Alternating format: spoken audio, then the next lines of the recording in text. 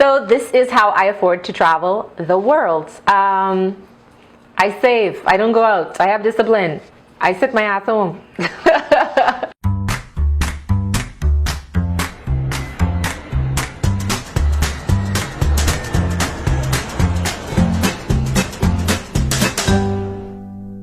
Okay, so guys, this is how I afford to travel the world. A lot of people have been asking me, Nikki, how do you do it? How do you go on all these excursions?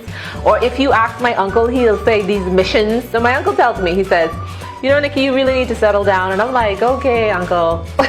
He's like, yeah, because you're always going on these missions, you know? Somebody said to me, they were like, man, I can only imagine the type of loan that you get to go on these trips. And that's not the case. I don't take out any loans. I don't borrow from anybody. I literally just save the money. So we're gonna talk about just 8 different things that I do when I'm saving up. And these are really small little things that can save so much money for you at the end of the month. Number 8, I don't go to the hair salon and I don't get my nails professionally done. If you look at my other videos, you'll see that I have faux locks in, and those cost money to install. I do them myself. I paint my own nails, and that saves a full set is $35, and then you have to get a refill of $25 every 2 weeks. You get your hair done for maybe $50 or $45 or how much ever for the month. That should put you into about maybe, let's say, about almost $200 that you can save. Learn how to do that stuff yourself. These are the ways that I do it. The plane ticket is definitely more appealing to me than getting my hair and my nails professionally done. Number 7, I cut out all of my gift budgets. That's 2 things. The first thing is, let's say for example, I book my tickets in January and I'm traveling in June. So if my birthday falls between that time, then I'm not gonna go out and splurge. I'm not gonna buy myself jewelry or perfume or some expensive gift. I'm not going to do that, because that money that I'm using for that, I could treat myself with that plane ticket. And then, this is gonna sound really bad, and I feel so horrible to say this. This does not include children, but I have a friend of mine and she travels a lot. And when she's traveling, she has to allot at least $300 for gifts for friends and family. Let's say she's traveling to Japan. She needs $300 just to buy keychains, shirts, hats. I mean, you name it, she's gonna buy it. She needs a separate bag just for the gifts that she's bringing back. Yeah, I can't do that. I can't, because I'm on a budget, so I don't have that extra money to just splurge like that. So I completely cut that out. Now, if you have children, definitely you want to bring them maybe 1 item per kid.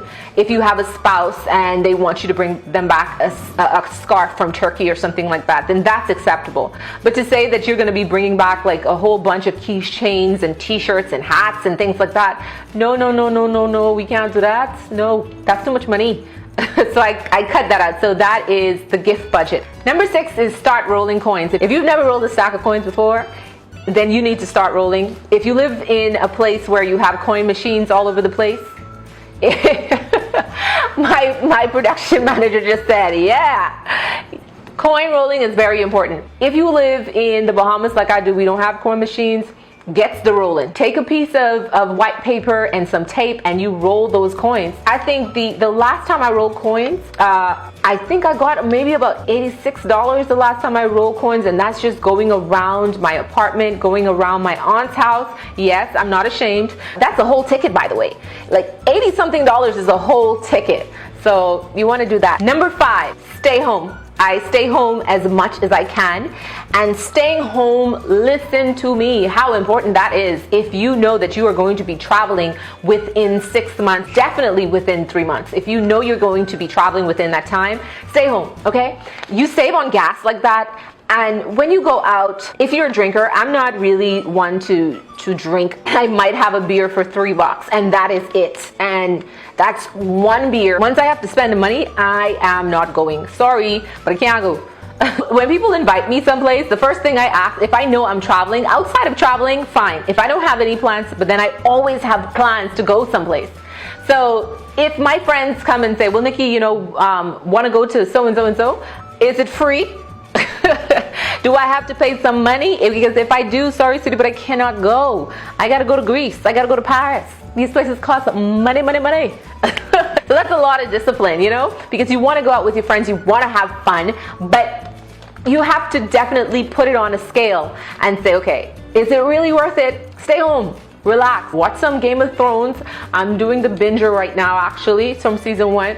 Going out means spending money. That's what going out is. So stay home.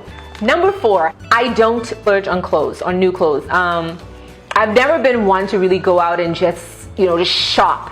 If I go out to like H&M or something like that, I probably would spend maybe 60, 70 bucks on just tops or something like that. So I do it like that. But if I know that I'm going away, I will not buy new clothes. I'm not doing that.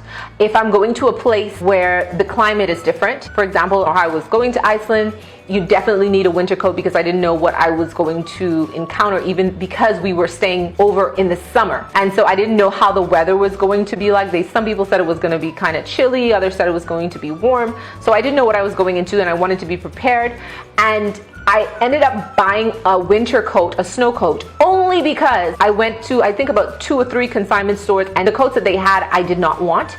And so I ended up buying a snow coat, and that ran me into about 60 pounds. If you live in a place where it's hot, go to a thrift store and buy yourself a coat for $10, $15, because you're not going to be utilizing it as much as you think, or you're not going to be utilizing it at all, actually, just for the time that you're in this new place that you're visiting. So it doesn't make any sense. So yeah, I don't splurge on clothes. Number 3, I pack lunch.